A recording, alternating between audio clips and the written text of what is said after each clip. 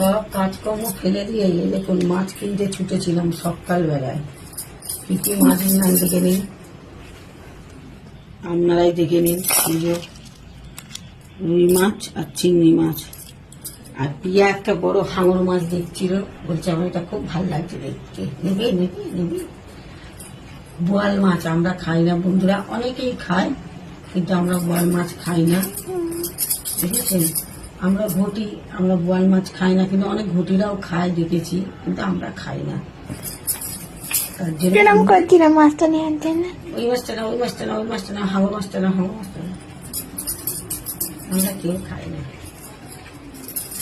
বুঝেছেন। অনেক ঘটিরা আবার বোয়াল মাছ খায়, কিন্তু আমরা খাই না। এই জন্যে রুই আর চিংড়ি নিয়ে সকালে সব কাজকর্ম ফেলে রেখে ছুটতে চলে গেলাম।